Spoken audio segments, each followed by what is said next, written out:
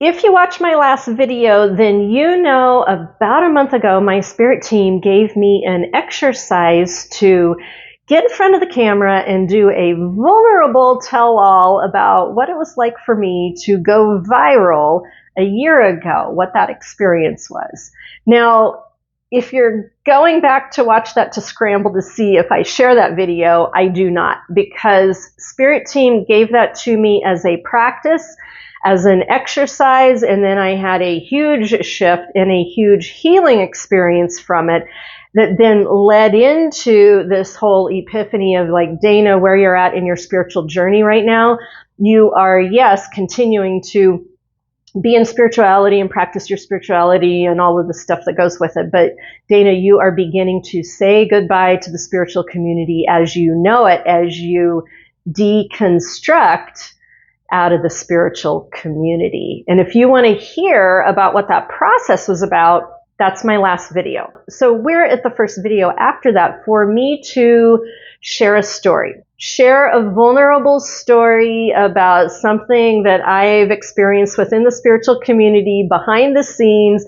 And it falls under that context of if it happens in Las Vegas, it stays in Las Vegas. And that whole thing about the spiritual community is like, if there's spiritual bullshit that happens in the spiritual community, you keep that under wraps and you don't talk about it. And it falls under the headlining of gaslight it, sugarcoat it with light and love and prayer, and mask it up and make good and don't talk about it and then just keep going.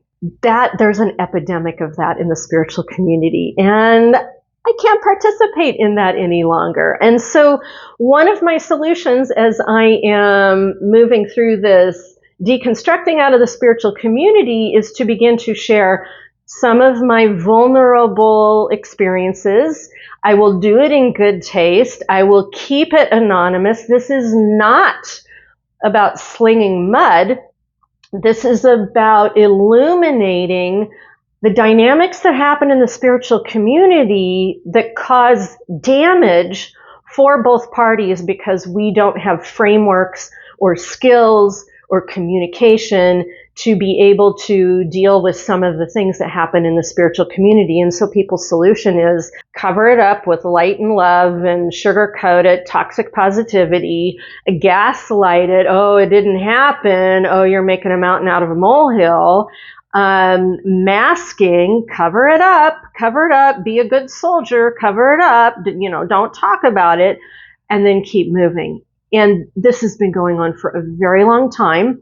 It's what I now call the toxic matriarchy. We have the toxic patriarchy going on, raging in the outside world about this overuse of power being used in wrong ways and money being used in wrong ways. Well, the antithesis of that has happened and does happen very much in the religious community, and it also happens in the spiritual community, and nobody seems to bring it to light. And because of what I've gone through this past year, I have finally gotten to a push comes to shove kind of place of like, oh my God, I have to talk about this. So one of the stories that I do want to talk about actually came out of my practice video, Spirit Team saying, hey, we need you to do this thing. And then I did it. And there was a lot of shit that came out of it that nobody needs to hear about. But then there were some nuggets and I've gone over it and over it and realizing, oh, I need to talk about this. This is real. This is real. It's something that I went through,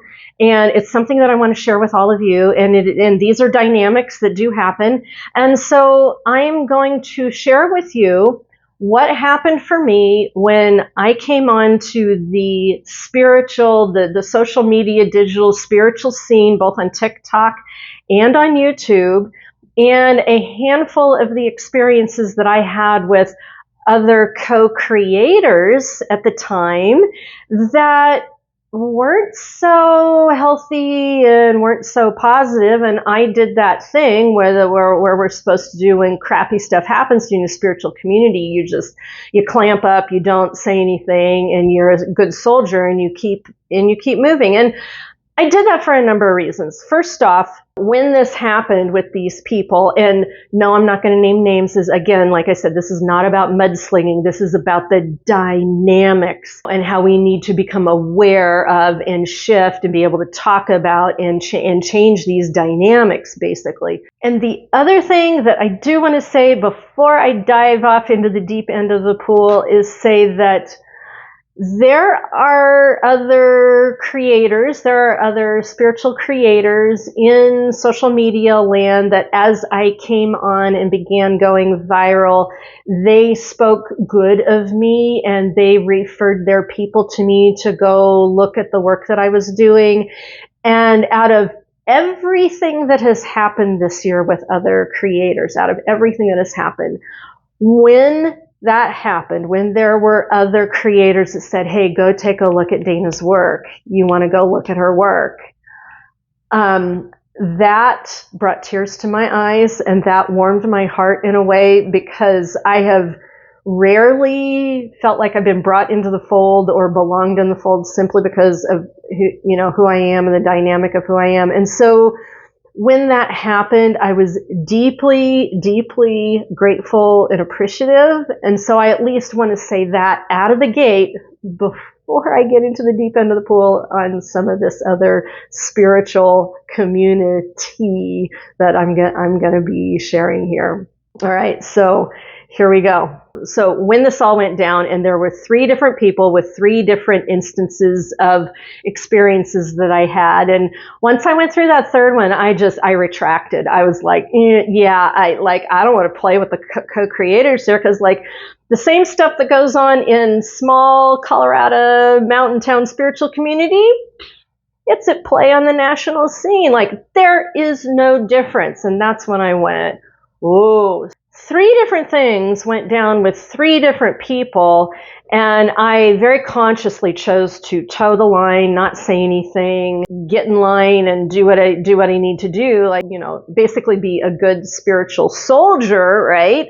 Do what we do in the spiritual community, toxic positivity, shut it down, gaslight it, mask it up, the whole nine yards. I went for it and I did it. And there were a couple of reasons. First off, I was coming out of near obscurity and then having this huge light shine on me with all of these people and all of this chatter going on. Yes, in some ways it was really good, and in other ways it was shocking and terrifying because I'm highly sensitive. I mean, to go from one extreme to another and being HSP, trauma recovery in my background, highly psychic, ADHD, pattern recognition. I mean, the barrage was insane. And so I was scrambling to just try and figure out how to modulate this, how to monitor this and how to modulate it and how to keep rolling, how to keep moving. I went from one extreme to the other and then I'm like, okay, how do I deal with this?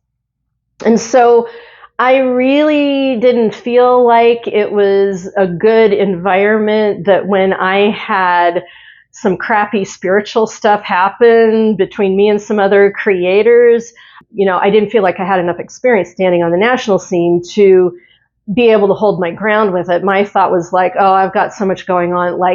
I don't need to go down that rabbit hole with these people.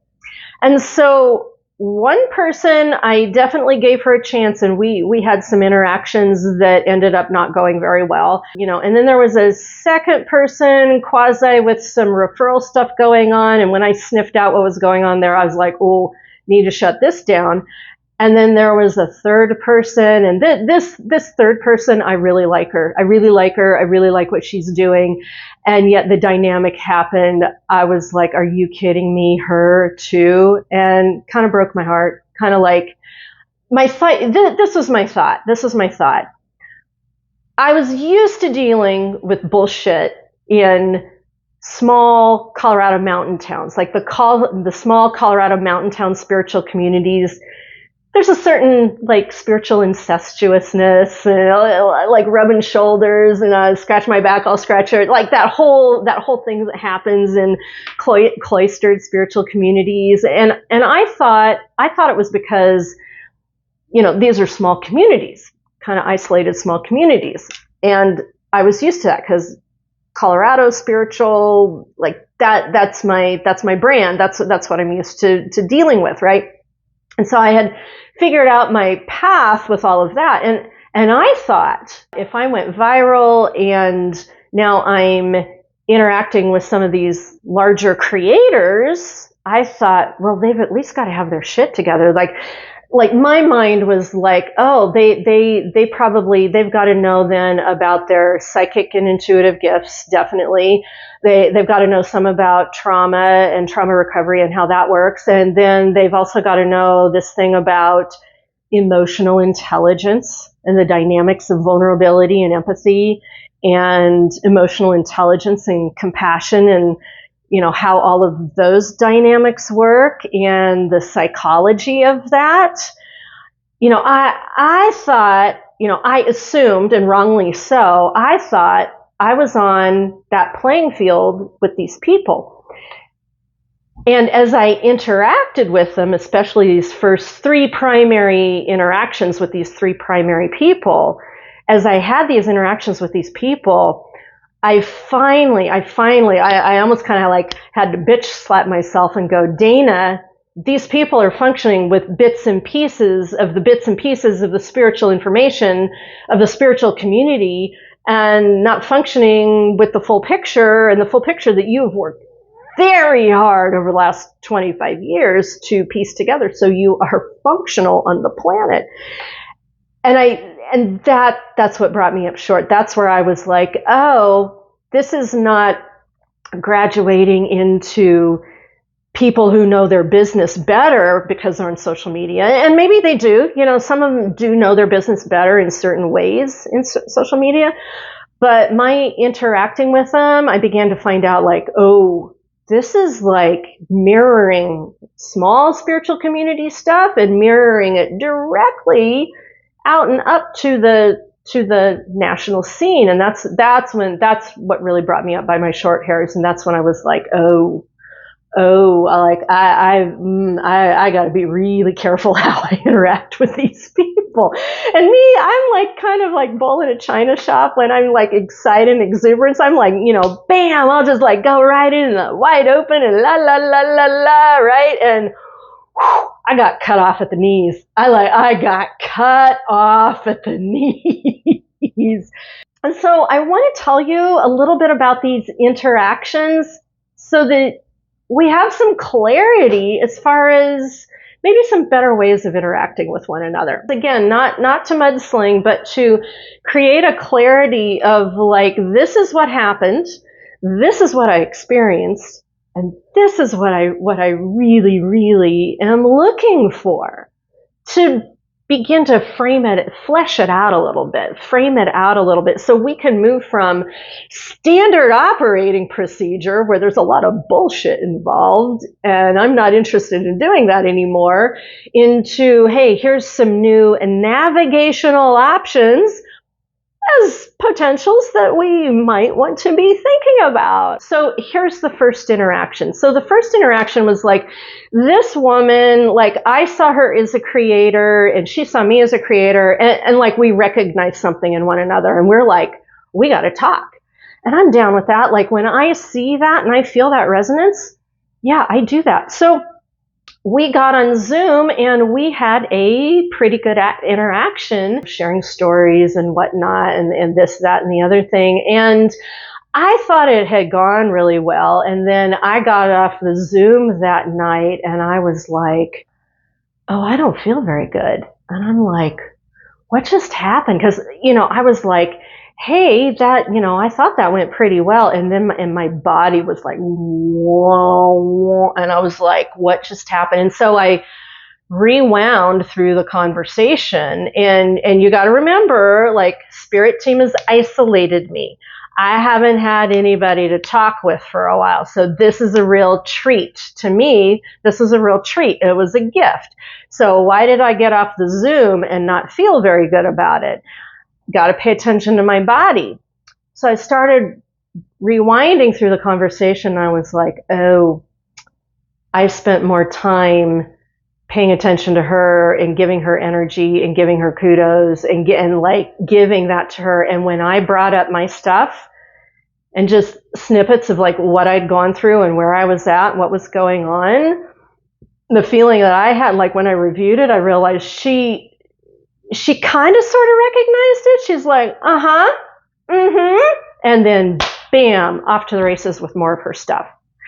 And when I reviewed that and looked at that, I was like, oh, okay, all right. So it was one of those times where I was like noted, like my flag went up at that point. At that point, it was like flagged. All right, we're still going to play. We're still going to play. And so I kept posting stuff. She's kept posting stuff. And then she started creeping into my comments to the point where I would post a video, and no sooner did I post a video where she is like first or second or third comment, like bam, right in there. And I was like, whoa, what is that? Like my second flag went up. Like I was like, what is she doing? And because I'm new on the scene with all of this, I'm like, is this what psychic co-creators are doing? Are they like posting and then popping into one another's comments? And so I was kind of taking a look at that some, and then I was like, no, that's not really standard operating procedure, but she's doing it a lot. And so I let it float for a little while, and it made me uncomfortable because my feeling was like, I had spent 2.5 years investing time, money, energy just to be able to speak on camera. And she was popping into my comments, and some of the comments she was making was like, you know, oh, that didn't sit well with me, or like there was like a frictional, like, you know, kind of like a Dana, you're painting outside the lines and we don't do that. And my feeling was, oh, honey, I'm like blood, sweat, tears, cash on the table, investment just to be able to be here and do this. And now you, after a Zoom meeting, now you are popping into my comments, giving feedback of what's appropriate or not here on social media in our, like, the space that we're doing. Like, she started doing that, and that was second flag. And I was like, whoa. That really brought me up.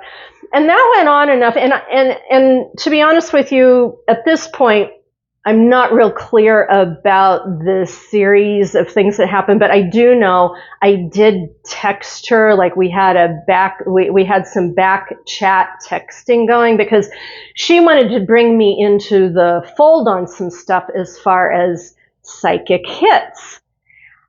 And that became my third flag because, you know, I have this thing in the spiritual community where, like, there's this thing of, like, I do know that there are psychics who are only focused on getting the hit, bagging the hit, being accurate with the hit. And to me, it has this thing of, like, my ex-husband and I, Bob and I, had this thing of, like, oh, we're mountain hikers. So, like, backpackers, day hikers. Like, I've spent a lot of time hiking on mountains. And my ex, Bob, had this thing of, like, being very aware of the people that we hiked with, whether they were out to hike for the journey to enjoy the scenery and the foliage and pick up on the ambiance of the whole thing, versus the hardcore packers and backpackers who were there to bag the peak. I am only on this hike to get to the top of the mountain and say that I got to the top of this mountain over 10,000 feet. And Bob and I referred to these people as the people who wanted to bag a mountain. And so in my own spiritual lexicon, over the years, I have become very aware of the spiritualists who are psychic intuitives, working as psychic intuitives and readers and seers and visionaries, the ones who are severely about bag the hit, bag the psychic hit, and that's what's most important. And I am not that psychic. I am the psychic that's, ooh, touchy-feely, what's going on there, what's going on there, let's collect data, because we want to build a landscape, and we want to see what the experience is, and oh, that feels good, no, that feels shitty. Like, I want to know what's going on in my landscape around me, and if I don't quite come up with the most accurate psychic answers, that is not as important to me as building out a full landscape so I know what I can count on To me, that is accuracy, building the landscape. And so this woman, she started trying to bring me into the fold as far as, okay, Dana, what are your psychic hits? And I got this, and this person got this, and la. And I was like, whoa. Not my cup of tea with spirituality. Not my cup of tea with psychic readings. Like that made me feel like, whoa. And I'm also very aware, as all this is happening, is she is not concerned one iota about who I am, how I am doing, how we build relationship with one another. It seemed to me it was very psychic transactional. And I was caught somewhere between feeling angry, hurt, and nauseous. And so I got to a place where like I got enough of it, like went through enough of it, was patient, started throwing some red flags in her direction, started throwing some boundaries in her direction, and she just mowed right over them. And that's about when I went, okay, kids out of the pool. And I started bringing up stuff. Like I started bringing up and saying, not comfortable with that. Please don't do that. And hey, this thing that happened in the conversation, I would really like some empathy about who I am and where I'm at in my journey. It would be nice to have that interaction going on. Like I started saying stuff to her, and boy, it went off the rails really fast. There was like denial going on and throwing it back in my face. And that's when I'm like, Oh, and this is where I will tell all of you. In your spiritual journey, there is spiritual philosophy, psychology of the framework. That's important. Okay. Then there is spiritual practice. Like, how have you set up your spiritual practice? Like, be it meditation or breath work. How are you connecting in with your body? There's some people that do spiritual philosophy, psychology, and then have no practice. And there are some people that have a lot of practice and then don't really give a rat's ass about psychology. I'm kind of the person that falls more in the midst of what's going on with my practice, because I want to get out of that psychological philosophy head space, because it's only up here. And spirituality happens through the whole body. So we've got spiritual philosophy, psychology, that's important. We've got spiritual practice. Then there's what's going on with the development of your intuition and your psychic gifts, like your inventory. You would be surprised how many people I talk with and say, Dana, like, I don't know what's going on with my gift. And I said, have you done the inventory? New 4Amers toolkit. Have you done the inventory? Well, no. And I'm like, well, roll up your fucking sleeves and do something about it. What, you're waiting for somebody to hold your hand? Nobody's going to come along and hold your hand. Do something. So there's this part of like really exploring what's going on with your psychic gift, your intuitive gift. And then you're looking at how does that interact with my body, which is my spiritual practice, and how does that affect how I look through my psychological, philosophical viewfinder of my spiritual practice. Yeah, we got all these lined up, and I'm not done yet. Then there's this other area of spirituality that is about emotional intelligence, and that is, how am I emotionally treating myself with all the different bells and whistles of emotional intelligence, and then how am I treating others? How am I treating others? And what I have found by and large in the spiritual community is there is an emphasis on either spiritual philosophy, brain space, or psychic gift. Those two get the headliners. Guess what doesn't get the headliners? The actual work of spiritual practice, and then the work of what's going on with my emotion, my practice of my emotional intelligence, interacting with all of these. And then I'm not quite done yet. So let's recap again: spiritual psychology or philosophy, and then right after that is, spiritual practice, and then you've got your psychic and intuitive gifts, and then you've got your emotional intelligence, the emotional dynamics of how am I treating myself, how am I treating others with all of this other spiritual stuff going on. And then the last area that is really important to be aware of is trauma. Trauma. PTSD and CPTSD. And I should say about, psychic and spiritual gift, that you also got to wrap in there the HSP, highly sensitive, ADHD, ADHD. It's like all the different neurodiversity of who we are that feeds in the gifts. But, at the end, there's the trauma piece. So for me, at 25 years on path, I'm pretty aware of how these are stacked for myself on a daily basis, and then how I'm seeing what's going on interacting with other people, where they're at or where they're not at. Just so I have an idea of like what are the dynamics going on. Well, I had made the mistake in interacting with this woman with, all she had shown me and what she was doing. I had made the mistake of assuming that she was pretty up to snuff. And she was in a lot of different areas. But the place where she wasn't up to snuff was emotional intelligence and the trauma piece. Like the trauma piece and the emotional intelligence interacting with another person in the spiritual community. And so by about this point in the interaction, I realized I was heading right into her buzzsaw when I saw her text reaction come back at me.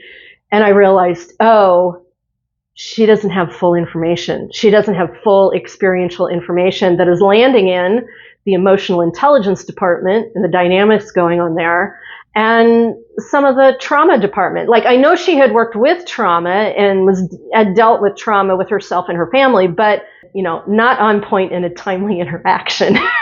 I was not seeing that fully. I was not seeing that fully happening. And so at that point, when it all really began to go south, and I began to realize, I need to withdraw myself out of this interaction because I don't belong here anymore. And so I pretty much, let her know that I needed to leave the interaction, and I shut the communication down and I blocked her because I did not want her in my comment section anymore. With everything else I had going on, with, the hook coming off with so many people seeing me on social media, I did not need her as a distraction because I needed to stay focused. And that was one of my first co-creator interactions that I had on more of the national spiritual community platform. And it hurt. Like, it hurt. It hurt because I did not feel seen. I did not feel heard. Even after I set some boundaries and began to say what I was needing, especially an empathetic response, like especially some empathy. And there was zero empathy coming out of her after I shared some very vulnerable things. And me going, I can't do this. Like, this is old stuff. To me, this is old drama and trauma. And I don't need to do this. And so that was the boundary, that was the block. And then afterwards, I was hurt. I was also disappointed. I also felt extremely alone again, because it was that first taste of, things aren't any different on the national social media creator spiritual community space than it is in small town Colorado. Same mirror, same stuff going on. And I had that feeling of like, I'm on a totally different playing field than a lot of other psychics, because I have a certain framework of what I'm looking at, especially with everything that I've gone through in my life.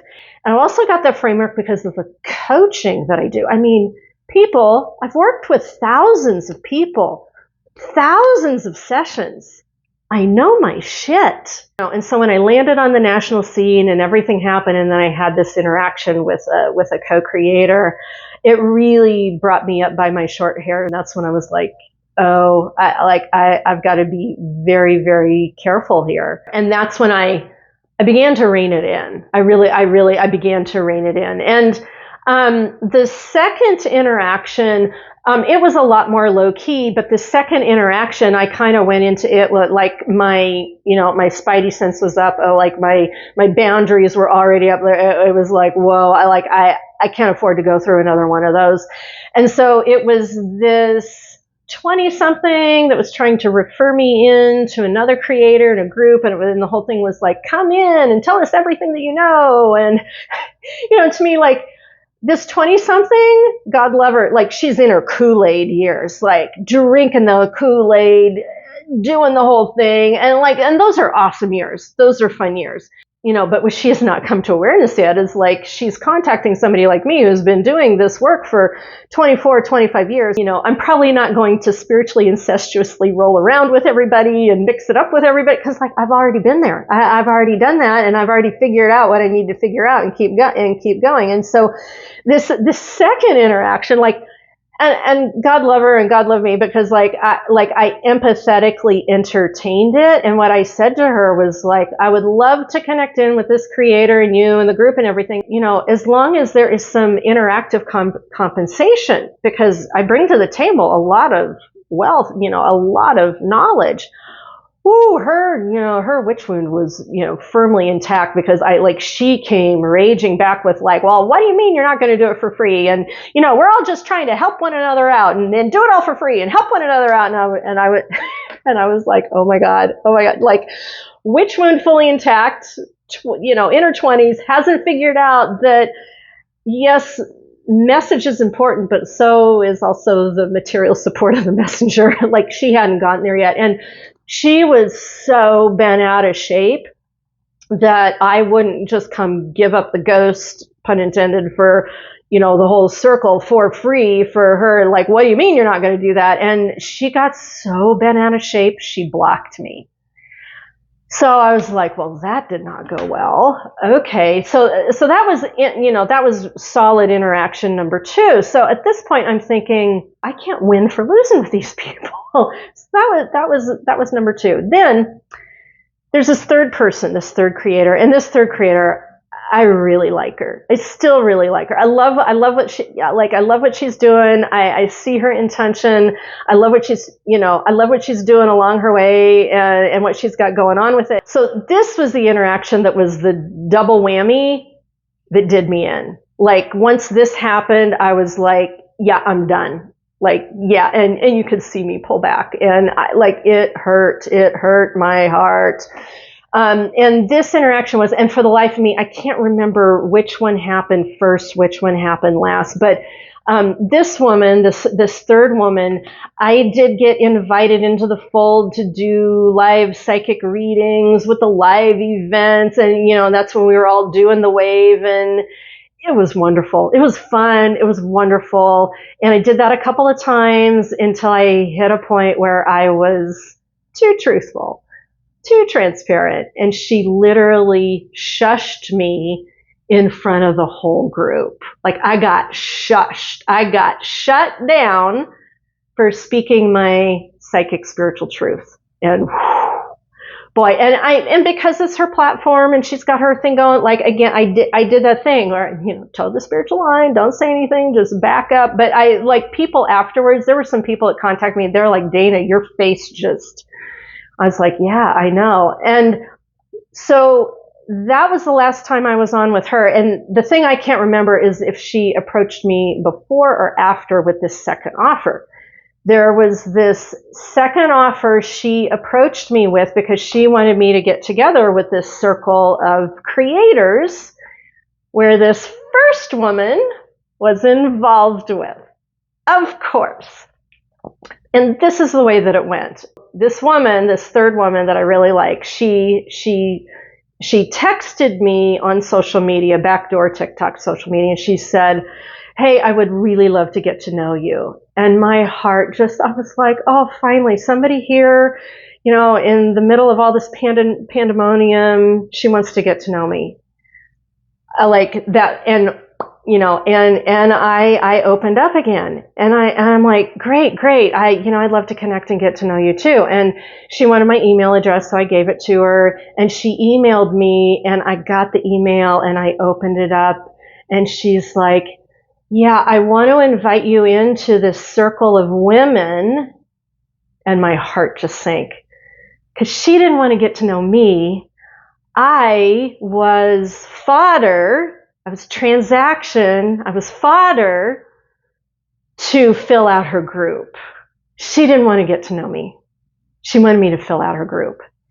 And I literally had that trauma ADHD pattern recognition, psychic response of just the trauma went through me, especially after the first woman and especially after the second situation. The trauma revisited me again. And folks, this is me. Like, you love me because I am transparent and authentic, and I wear my psychic heart on my sleeve. But the reverb on that is when I'm wide open and somebody like, bam, hits me.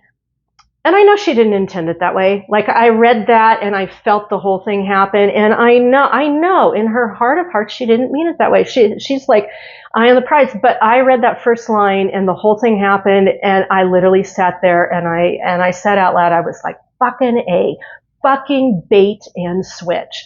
Fucking emotional bait and switch. She said she wanted to get to know me. And then opening line is, I want you to be a part of this circle of women. And I was like, fuck, she doesn't want to get to know me. She wants me to fill out a circle. So that was my first hit. My second feeling was like, oh, honey, me and women's circles, like, you do, like, that is a really good way to blow your circle up, because I can't keep my mouth shut and things happen and it's not good. So I read that and I had the emotion, and I had the emotional trauma and hurt happen. And then I had that thing of like, oh God, here we go again. I do not need to be in the middle of that to cause issue. And then I got to the rest of the email and she's like, this other lady is saying blah, blah, blah, and this. And so this third woman who I really liked, I watched her in this email refer to this first woman that I'd already gone through stuff with, refer to her, and I realized, she bought into the poisoning of the well. She bought into the poisoning of the well. And the clincher at the end of it, she said to me, here's my phone number, call me and tell me about the situation. And I was like, that's when the anger came through, because I was like, fuck no. You contacted me because you wanted to get to know me. Then I realized it's a bait and switch. Then I realized you want me in a women's circle, and then this other woman, the poisoning of the well is already happening, and you want me to scramble to pick up the phone and call you when you won't even create a safe space for us on Zoom to get to know one another in the first place. Like, I read that whole thing and I was like, fuck no. I have been through way too much stuff, especially at this point in my career, to engage in drama that is happening before this group is even out of the gate for me.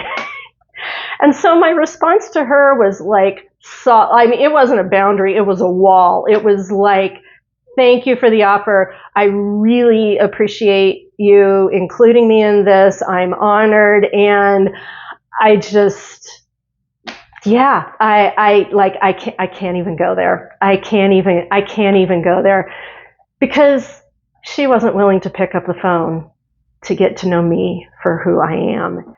That was my first full round of interactions with co-creators in this social media space after I went viral. And what I realized after I went through all of it was, we're all doing the best that we can with what we've got to work with.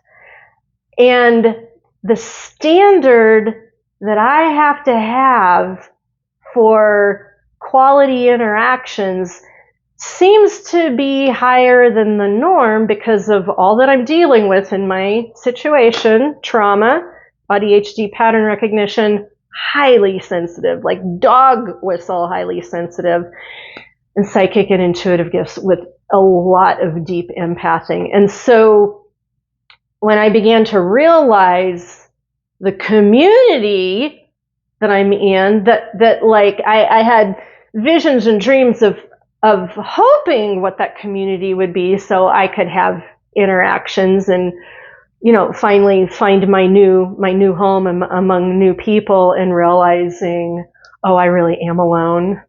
I really, really am alone out here, because for me to play with these people, I literally have to hurt myself in the process to be able to do it. All the work that I've gone through, all the work that I've gone through all the years for me to interact with these people, I have to do the bullshit where I hurt myself and I shut down and I do toxic positivity and I mask up and, in a lot of ways, I'm not seen, I'm not heard. I mean, first creator couldn't show me empathy. Second creator, that situation could not show me value. Third creator did not create a safe environment for me to be able to speak and feel like I was heard and seen.